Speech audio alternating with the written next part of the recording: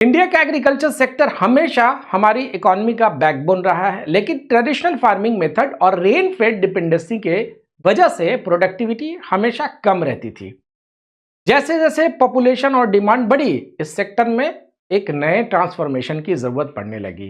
Government ने इस challenge को एड्रेस करने के लिए कई रेवोल्यूशन भी लॉन्च किए, जैसे green revolution, white revolution, blue revolution, जिनसे न सिर्फ प्रोडक्टिविटी बढ़ी बल्कि इंडिया को एक सेल्फ रिलायंट और फूड सिक्योर कंट्री भी बनाया।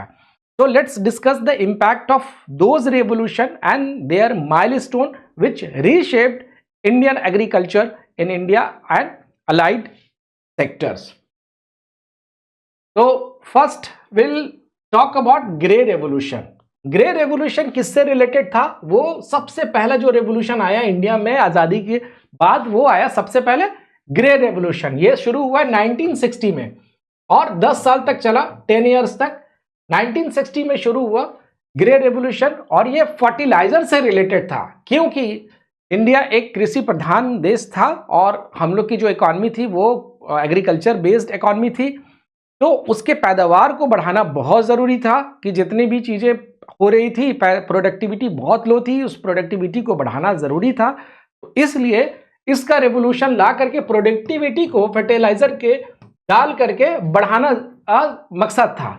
तो ये इनहैंस एग्रीकल्चर प्रोडक्टिविटी। जब ये रेवोल्यूशन आया उसके बाद क्या माइलस्टोन हम लोग ने अचीव किया? ये boosted agriculture output through wide spread use of chemical fertiliser. इसके बाद से हम लोग केमिकल फर्टिलाइजर यूज करने लगे कि कैसे मॉडर्न टेक्निक लिया जाए, कैसे पैदावार को बढ़ाया जाए, कैसे हमारे खेत से और ज्यादा फसल उगने लगे, प्रोडक्टिविटी बढ़ने लगे।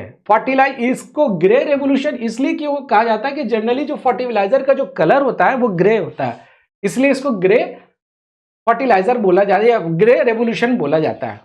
फिर आते हैं उसके बाद 1965 में राउंड रेवोल्यूशन शुरू हुआ। राउंड रेवोल्यूशन रिलेटेड है पोटैटो से, क्योंकि पोटैटो का शेप राउंड होता है, इसलिए इसको राउंड रेवोल्यूशन कहा गया। इसका ये दोनों का, ग्रे रेवोल्यूशन और राउंड रेवोल्यूशन, दोनों का कोई विजनरी लीडर नहीं थे, इसलिए इसको कोई ऐसा ऑथेंटिक फादर ऑफ रेवोल्यूशन नहीं है। तो राउंड रेवोल्यूशन पोटैटो से रिलेटेड था। जरूरत क्यों पड़ी कि पोटैटो का जो प्रोडक्शन है उसकी डिमांड बहुत ज्यादा बढ़ने लगी, हम लोग इंपोर्ट करने लगे पोटैटो। तो अब जैसे कृषि प्रधान जैसे देश में इंपोर्ट होने लगे तो फिर, और गरीबी भी उसी वक्त थी, तो इसमें एक रेवोल्यूशन की जरूरत थी इसको, ताकि राइजिंग जो डिमांड है यहाँ के खपत के लिए भी और वहां से जो इंपोर्ट है उसको कम किया जा सके। तो उससे क्या हुआ, इस रेवोल्यूशन से हम लोग की प्रोडक्टिविटी बढ़ गई, पोटैटो की आउटपुट ज्यादा आने लगा और अब हम लोग क्या करने लगे, एक्सपोर्ट भी करने लगे इंपोर्ट की जगह पे। फिर आता है 1966 में, ठीक उसके एक साल के बाद ग्रीन रेवोल्यूशन। ये बहुत इंपॉर्टेंट रेवोल्यूशन था इंडिया के हिस्ट्री में और ये एग्रीकल्चर से रिलेटेड है। तो ग्रीनरी जनरली हम लोग एग्रीकल्चर से जोड़ते हैं, इसलिए इसको ग्रीन रेवोल्यूशन कहा जाता है। इसके जो फादर ऑफ रेवोल्यूशन है वो MS स्वामीनाथन थे, बहुत फेमस आदमी थे और उनको हम लोग ऐसे भी जानते हैं जेनेटिसिस्ट और एग्रीकल्चरल साइंटिस्ट के नाम से भी जानते हुए हैं, जिनका फोकस था कि हाई यील्डिंग वैरायटी सीड्स को बनाना और मॉडर्न फार्मिंग टेक्निक्स को अडॉप्ट करना। तो उससे क्या हुआ, इस रेवोल्यूशन से जो फूड शॉर्टेज था हम लोग के पास, वो अब हम लोग क्या हुआ, उसको कम हो गया और इंपोर्ट ज़्यादा करते थे, तो इंपोर्ट को कम करना था। तो माइलस्टोन जो हम लोग ने अचीव किया, ठीक 12 साल तक, ये कितना चला, 12 इयर्स तक चला। उसके बाद achieve self sufficiency in wheat की पैदावार अब ज़्यादा होने लगी। Introduce high yield variety seeds, modern irrigation and fertiliser. तो इससे क्या हुआ, फायदा हुआ। फिर आता है सिल्वर रेवोल्यूशन। सिल्वर रेवोल्यूशन ठीक उसके 3 इयर्स के बाद 1969 में शुरू हुआ, जो अगले 11 इयर्स तक चला, ठीक है। उसके बाद 9 इयर्स तक चला। ये जो सिल्वर है, क्योंकि सिल्वर कलर का होता है, व्हाइट होता है, लेकिन व्हाइट रेवोल्यूशन ऑलरेडी पहले से ही था, तो इसलिए एक को हम लोग सिल्वर रेवोल्यूशन के नाम से जानते हैं। तो इसका जो मदर ऑफ रेवोल्यूशन कौन थी? इंदिरा गांधी थी। इन्होंने क्या किया इनका कि इंडिया के एक प्रोडक्शन की जरूरत क्यों थी? क्योंकि इंडियन को उस वक्त न्यूट्रिशियस फूड्स की ज़रूरत थी।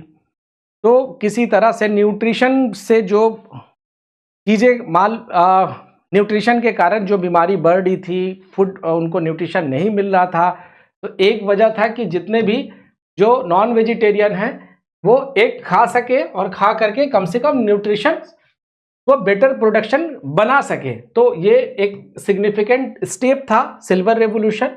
जो उसके बाद इसका क्या माइलस्टोन होता है कि इसमें जो प्रोडक्टिविटी है वो बढ़ गई। उसके बाद क्या हो गई कि पोल्ट्री फार्मिंग में मॉडर्नाइजेशन और एक प्रोडक्शन में सिग्निफिकेंट ग्रोथ होने लगी। तो ये अचीवमेंट है। इंदिरा गांधी के गवर्नेंस पीरियड में प्रोटीन रिच फूड प्रोडक्शन को बढ़ावा दिया गया, जो न्यूट्रिशन और फूड सिक्योरिटी के लिए इंपॉर्टेंट था।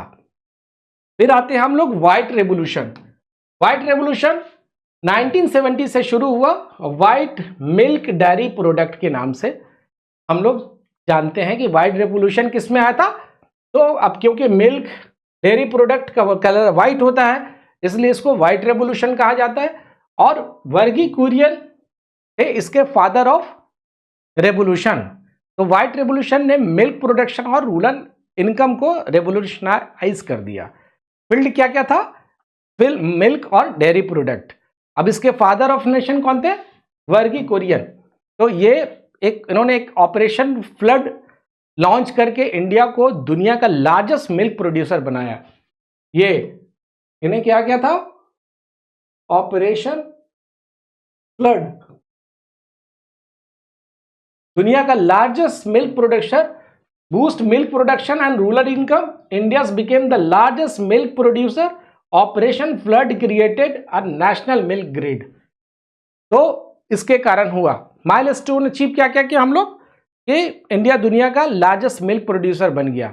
वर्गी कुरियन जिन्होंने, इनको हम लोग मिल्क मैन ऑफ इंडिया भी बोलते हैं। इनको क्या बोलते हैं? इनको हम लोग बोलते हैं मिल्क मैन ऑफ इंडिया।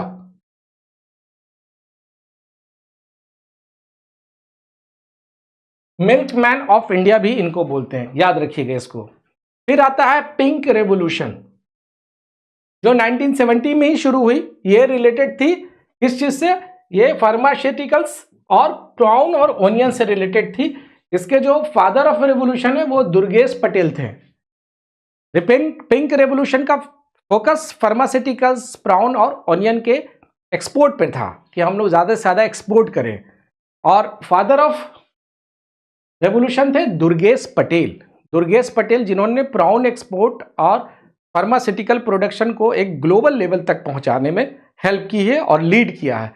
अच्छा, इसकी ज़रूरत क्यों थी? क्योंकि एक्सपोर्ट मार्केट को टारगेट करना था और इकोनॉमिक को ग्रो करने को और बूस्ट करने को ज़रूरत थी उस वक्त, बूस्ट करने के लिए और इकोनॉमी को ग्रो करने के लिए। इसलिए ये रेवोल्यूशन की ज़रूरत थी।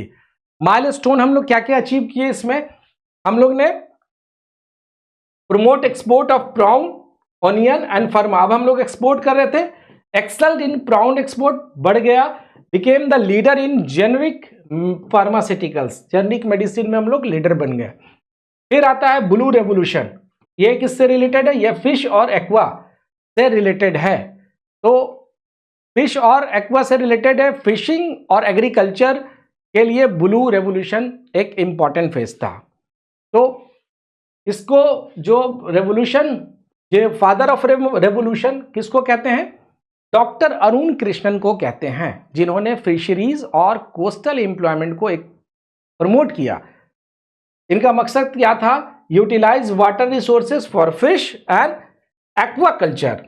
उससे क्या माइलस्टोन अचीव किए हम लोग? India became a top fish exporter, boosted protein intake and created coastal employment. ठीक है। फिर आता है red revolution. Red revolution related कब हुई थी? 1980 में, और ये रिलेटेड थी मीट से। मीट का कलर रेड होता है, टोमेटो का कलर भी रेड होता है। तो ये मीट और टोमेटो से रिलेटेड है। और इसके फादर ऑफ रेवोल्यूशन कौन थे? विशाल तिवारी। इन्होंने, इनका मकसद क्या था, क्यों जरूरत थी? क्योंकि इंक्रीज करना था production and export of meat और टोमेटो। इसको एक्सपोर्ट करना था। तो इससे क्या माइलस्टोन अचीव हुआ?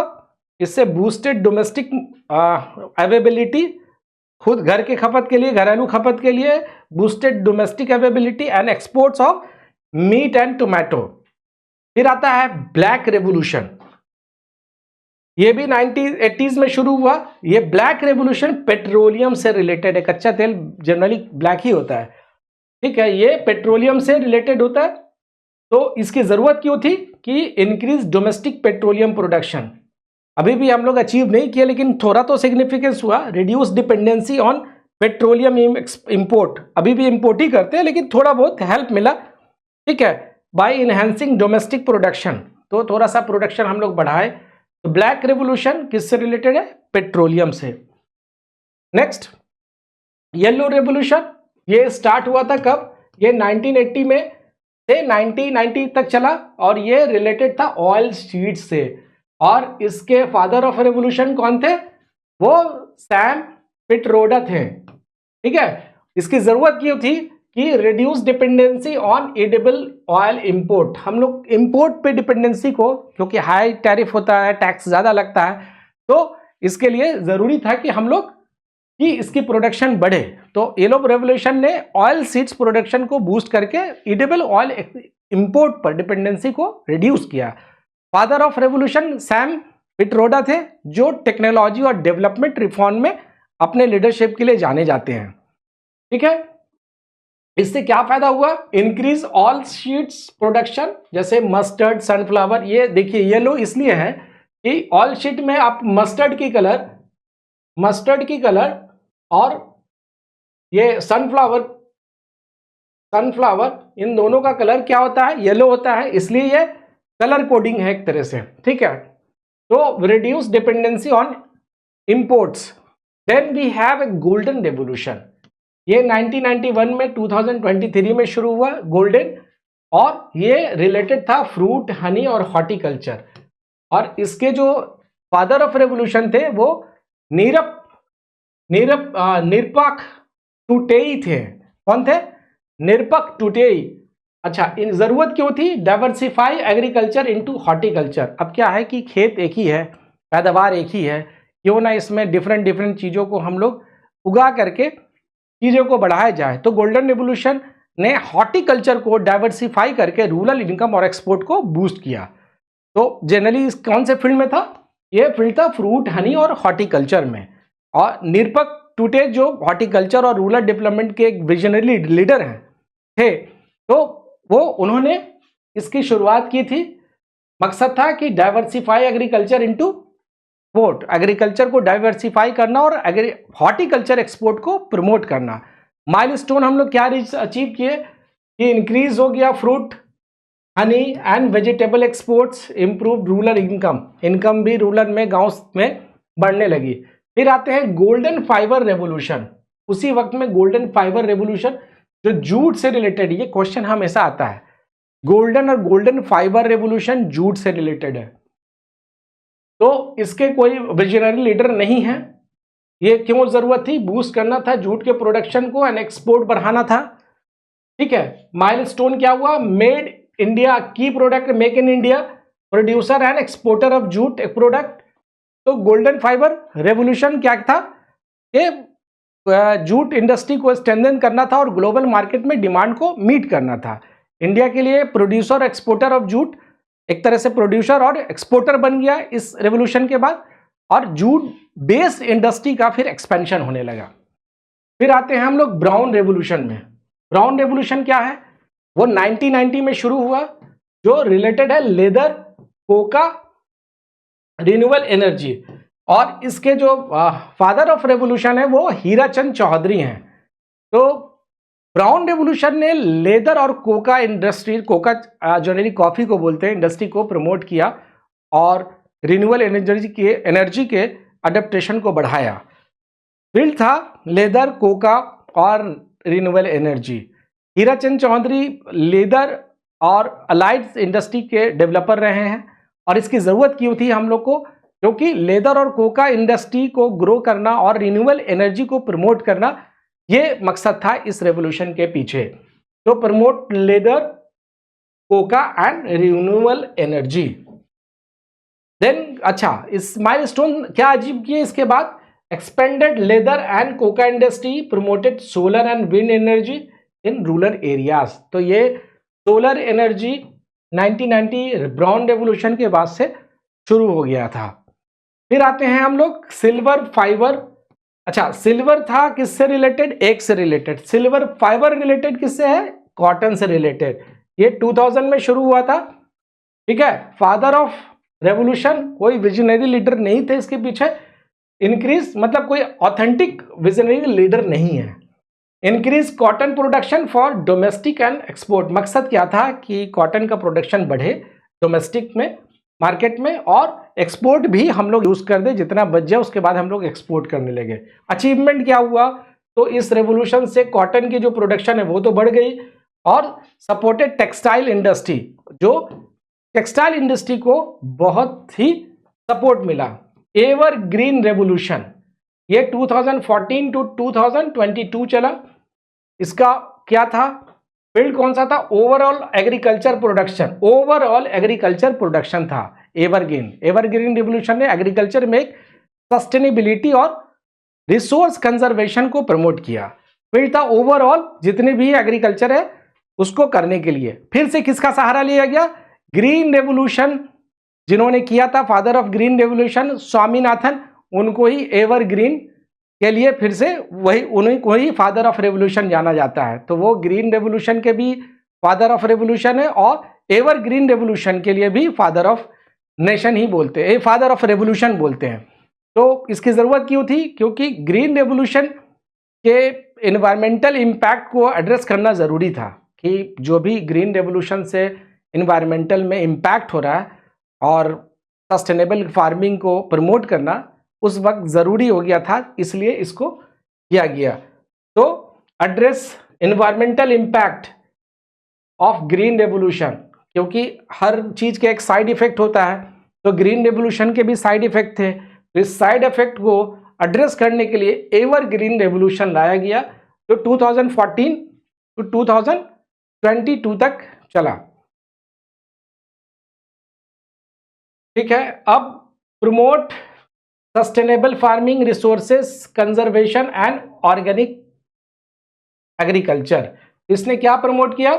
Sustainable farming, resources conservation and organic agriculture. फिर आता है प्रोटीन रेवोल्यूशन, सबसे यंग, सबसे लेटेस्ट 2020 में प्रोटीन रिच क्रॉप्स और लाइव स्टॉक के प्रमोट करने के लिए यह रेवोल्यूशन लाया गया। This is coined by mister Narendra Modi. Prime minister Narendra Modi ने इनको फादर ऑफ रेवोल्यूशन कहा जाता है। क्यों जरूरत थी? Boost protein availability and food security, इसके लिए जरूरत थी। क्या सिग्निफिकेंस मिला अभी तक? कोई माइलस्टोन? वो enhance production of pulses, poultry and dairy product, improve protein availability. तो ये different revolution in primary sector ये सारे थे। तो इससे 2-3 क्वेश्चंस जरूर आते हैं। चलिए मिलते हैं नेक्स्ट टॉपिक में।